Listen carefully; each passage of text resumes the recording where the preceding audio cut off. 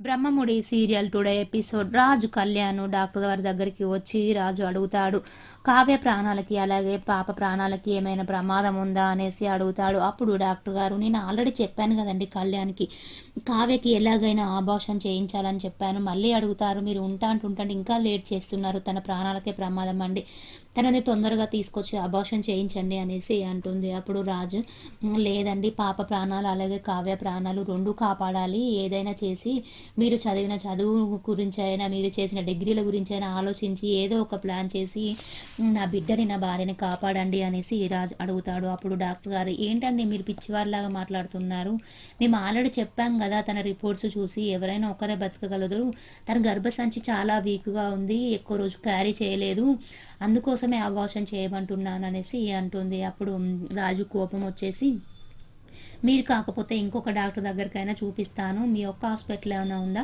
వేరే హాస్పిటల్లో చూపిస్తానని కోపంగా బయటకు వచ్చేస్తాడు. కళ్యాణ్ డాక్టర్ గారు తను ఏదో కోపంలో ఉన్నాడు అన్నయ్య, సారీ అండి అనేసి చెప్పొస్తాడు. అప్పుడు కళ్యాణ్ రాజుతో, ఎందుకు అన్నయ్య అంత ఆవేశపడుతున్నాం అనేసరికి, మరి ఎందుకు అలా మాట్లాడుతుంది ఆ డాక్టరు, ఎవరిదైనా ఒక ప్రాణమే కాపాడొచ్చు అంటుంది, కావ్యకి చెప్పానంటే తను అసలు ఎలా రియాక్ట్ అవుతుంది, అబార్షన్ చేయించుకుంటే ఇప్పుడే చాలా సంతోషంగా ఉంది, తల్లి కాబోతున్నానని, నా వల్లనే తను ఎన్నో కష్టాలు పడింది, ఇప్పుడే సంతోషంగా ఉందన్న టైంలోనే ఈ విషయము మళ్ళీ వచ్చేసింది, తనకి చెప్పను, నేను ఏదో ఒకటి చేసి వేరే డాక్టర్ పెద్ద హాస్పిటల్ అయినా పోదాం అనేసి అంటాడు. అప్పుడు కళ్యాణ్, ఇదే పెద్ద హాస్పిటల్ అనే ఈ డాక్టర్స్ కూడా మనకు తెలుసు అనేసి అంటాడు. అప్పుడు రాజు, మీ ఫ్రెండ్ రాజేష్ ఉన్నాడు కదా, తనకు ఒకసారి ఫోన్ చేసి ఇవ్వు నాకు అనేసరికి రాజేష్కి ఫోన్ చేసి ఇస్తాడు.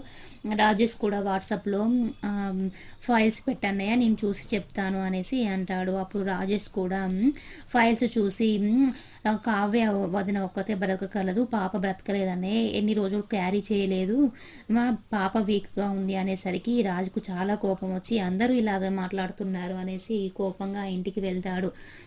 స్వప్న దగ్గరికి రాహుల్ వచ్చి మారిన వాడిలాగా, స్వప్న, నేను షాప్లో మూటలు మోసి వచ్చాను, నాకు 1000 రూపీస్ వచ్చాయి తీసుకో అంటాడు. అప్పుడు స్వప్న షాక్ అయిపోతుంది, అసలు రాహుల్ ఏంటి మారడం ఏంటి అనేసి అనుకుంటూ ఉంటుంది. రాహుల్, ఈ 1000 రూపీస్ తీసుకో అనేసి అంటాడు. అప్పుడు స్వప్న తీసుకుంటుంది.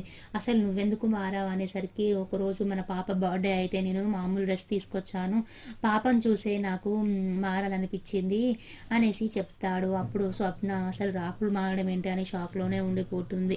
సుభాష్ రాజు రాగానే, నాన్న ఆఫీస్ వాళ్ళు కాల్ చేస్తున్నారు ప్రాజెక్టు గురించి, నువ్వు కాల్ లిఫ్ట్ చేయట్లేవంట కదా, ఆఫీస్కి వెళ్ళినానా అనేసరికి, నేను ఇప్పుడు వెళ్ళను నాన్న, తర్వాత వెళ్తా అని రాజు అనేసరికి, లేదు అది 100 కోట్ల ప్రాజెక్టు అనేసి సుభాష్ అంటాడు. అప్పుడు నాన్న, నేను వెళ్ళను నాన్న, నాకు వెళ్ళానని లేదు, ఎప్పుడు డబ్బుల గురించి ఆలోచిస్తారా అని గట్టిగా అంటాడు. అప్పుడు అపర్ణ గిట్ల అందరూ షాక్ అయిపోతారు, ఏంటిరా అలా మాట్లాడుతున్నావు నువ్వు అనేసి అంటారు. అలాగే ఇందిరాదేవి, నువ్వు ఆఫీస్కి వెళ్ళకపోతే మన ఆఫీసు చాలా నష్టపోతుంది, అలాగే మనని నమ్ముకున్న వచ్చిన వర్కర్స్ కూడా, వాళ్ళకు కూడా చాలా లాస్ వస్తుంది కదా నాన్న అనేసరికి, వాళ్ళు వర్కర్స్ డబ్బులు తీసుకొని చేస్తున్నారమ్మా, మనకేమైనా ఉట్టిగా చేస్తున్నారా నానమ్మ అనేసి సీరియస్గా చెప్తాడు. అప్పుడు ఇందిరాదేవి కూడా షాక్లోనే ఉండిపోతుంది, కావ్య కూడా షాక్లోనే ఉంటుంది.